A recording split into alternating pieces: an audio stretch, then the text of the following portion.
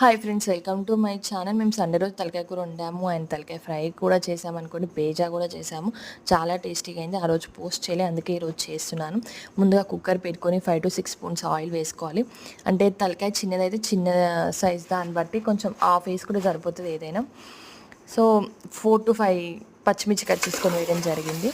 Next medium size onions 3 వేసుకున్నాను. నేను అప్పటికప్పుడు ఇన్స్టెంట్ నూరిన అల్లం వెల్లుల్లి పేస్ట్ వేసుకున్నాను.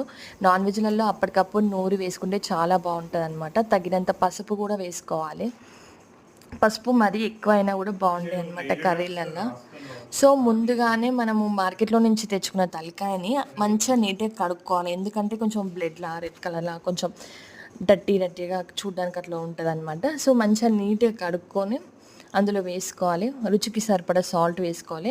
యాక్చువల్లీ నేను వీడియో తర్వాత ఎడిట్ చేశాను అనమాట. అందుకోసం అనేసి కొంచెం ఇప్పుడు ఏమైందంటే వేయడం నేను చూపించలేదు, అందుకోసమని మళ్ళీ ఒకసారి వేయడం చూపిస్తున్నాను అనమాట.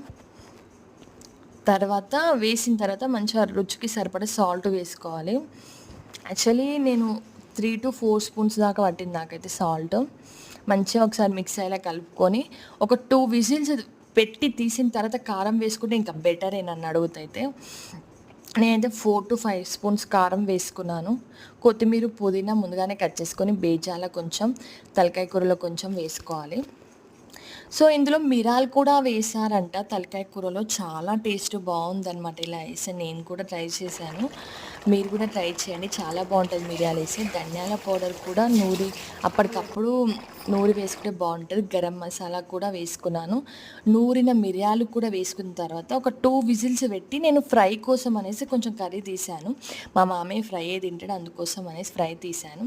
నెక్స్ట్ చింతపులుసు కూడా ఇందులో పోసి 2 విజిల్స్ పెట్టాలి. ఈలోపు ఫ్రై కూడా అవుతుంది అనమాట. సో 2 to 4 విజిల్స్ పెట్టేసి, అంటే లాతదైతే తొందరగానే ఉడుకుతుంది అనమాట.